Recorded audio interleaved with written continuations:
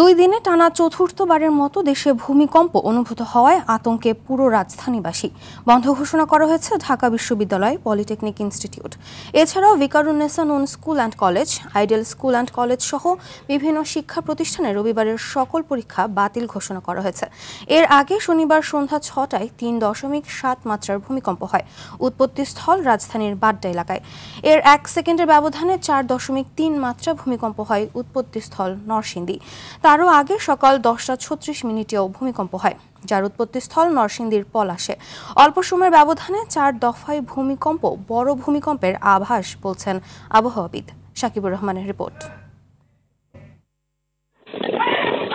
শুক্রবারে 5.7 মাত্রার ভূমিকম্পের আতঙ্ক ছড়িয়ে পড়ে মানুষের মধ্যে। এতে প্রায় 600-র উপরে মানুষ আহত হওয়ার পাশাপাশি নিহত হন 10 জন।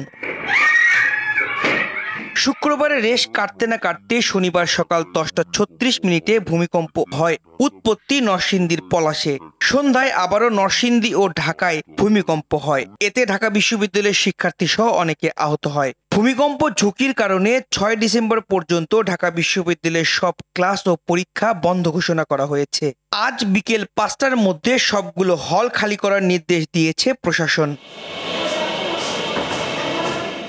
ভূমিকম্পে হল ভেঙে পড়ার আতঙ্কে ঢাকা পলিটেকনিক ইনস্টিটিউটের শিক্ষার্থীরা রাস্তায় অবস্থান নেয়। রাজধানীর তেজগাঁওয়ে জরাজীর্ণ আবাসিক হল পুনর্নির্মাণ ও নির্মাণের আগ পর্যন্ত আবাসনের দাবি জানান। এমন পরিস্থিতিতে রাতে কর্তৃপক্ষ ইনস্টিটিউটের 4টি হল খালি করার নির্দেশ দেয়। এত বছর যাবত যে ক্যাম্পাসে আসলে হলগুলো জীর্ণশীর্ণ অবস্থায় রয়েছে, সেগুলো সংস্কার করা প্রয়োজন। হলের যে ছাত্রের যে আবাসন ব্যবস্থা, এটা খুবই ভয়ঙ্কর পরিস্থিতিতে আছে। হল ছাড়া হচ্ছে গিয়ে খুবই আমাদের জন্য ঝুঁকিপূর্ণ। আমরা কোথায় যাব, কোথায় থাকবো। এমন পরিস্থিতিতে রাজধানীর বিভিন্ন শিক্ষা প্রতিষ্ঠানের ক্লাস পরীক্ষা স্থগিত করা হয়। ভিকারুন্নেসা ও আইডিয়ালে রবিবারে সকল পরীক্ষা স্থগিত করে কর্তৃপক্ষ।